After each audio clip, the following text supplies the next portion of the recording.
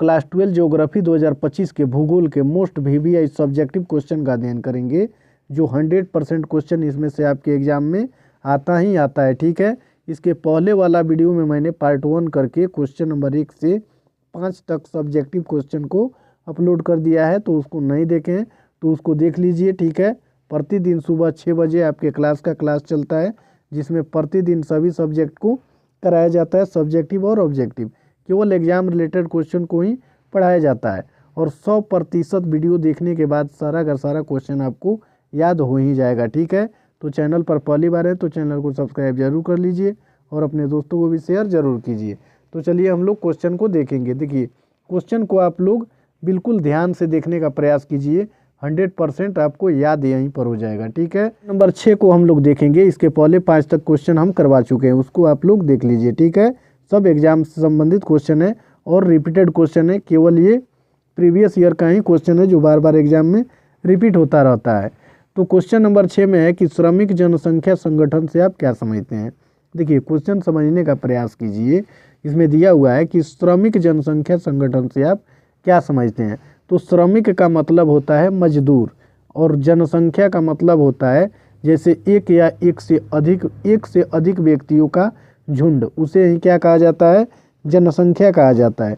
यानी श्रमिक जनसंख्या का अगर अर्थ हम लोग समझें तो इसका मतलब होगा कि मजदूरों का झुंड, मजदूरों का क्या होगा, समूह कह लीजिए या फिर उसको झुंड कह लीजिए। यानी श्रमिक जनसंख्या संगठन यानी मजदूरों का क्या होगा, समूह या झुंड। इसे आप क्या समझते हैं, तो इसका उत्तर हम लोग लिखेंगे कि श्रम संघ प्रमुख रूप से श्रमिकों का ही संगठन है। यानी जो श्रम संघ है वो प्रमुख रूप से श्रमिकों यानी मजदूरों का ही क्या है, संगठन है। इसके 2 मौलिक उद्देश्य होते हैं। इसके कितने मौलिक उद्देश्य होते हैं, 2 मौलिक उद्देश्य होते हैं। पहला नंबर पॉइंट में हम लोग लिखेंगे कि श्रमिकों की दशा को समुन्नत करना, और फिर दूसरा पॉइंट में लिखेंगे श्रमिकों को संरक्षण प्रदान करना। ठीक है, और तीसरा पॉइंट में हम लोग लिख लेंगे कि ये संघ धार्मिक और सामाजिक कार्यों का भी संपादन कर सकते हैं। यानी हम लोग देखेंगे क्वेश्चन नंबर 7 में हम लोग देखेंगे कि भारत के किन्हीं 4 रबी फसलों के नाम लिखें। भारत के किन्हीं 4 रबी फसलों के नाम को लिखना है। तो उत्तर में हम लोग लिखेंगे कि भारत में रबी फसलें वे फसलें होती हैं जो शरद ऋतु में बोई जाती हैं।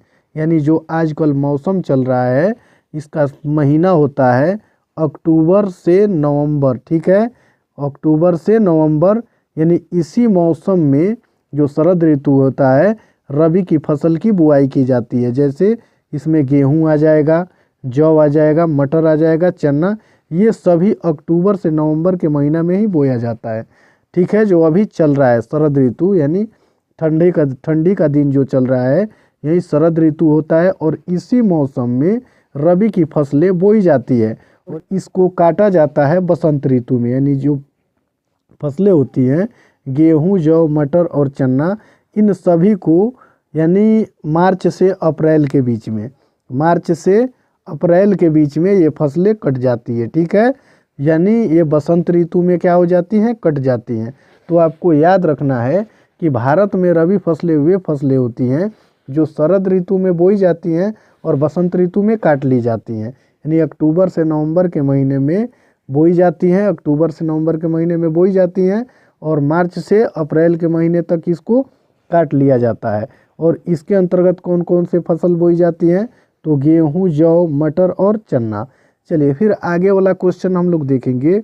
8 नंबर क्वेश्चन में दिया हुआ है कि मानव भूगोल के 2 उपक्षेत्रों के नाम लिखें। तो इसका उत्तर हम लोग देखेंगे कि मानव भूगोल के 2 उपक्षेत्र निम्नलिखित हैं। पहला नंबर में आपको लिखना है आर्थिक भूगोल और दूसरा नंबर में लिखना है सांस्कृतिक भूगोल। बस इतना ही आपको लिखना है, क्योंकि क्वेश्चन में ही पूछा गया है कि मानव भूगोल के 2 उपक्षेत्रों के नाम। तो 2 उपक्षेत्र के नाम आपको लिख देना है, आर्थिक भूगोल और सांस्कृतिक भूगोल। चलिए फिर आगे वाला क्वेश्चन हम लोग देखेंगे। 9 नंबर क्वेश्चन में, ये कौन सा, 8 नंबर था। ठीक है, 9 नंबर क्वेश्चन में हम लोग देखेंगे भारत के पूर्वी तट पर अवस्थित 4 पतनों के नाम लिखें। देखिए, पतन का मतलब होता है बंदरगाह। बंदरगाह किसे कहते हैं, जहाँ पानी का जो जहाज होता है वहाँ जहाँ रुकता है और वहाँ से सामान को लोड करता है, फिर वहीं पर सामान को ला करके उतारता है या वहाँ से उतारा जाता है, उसे क्या कहते हैं, पतन या बंदरगाह कहते हैं। ठीक है।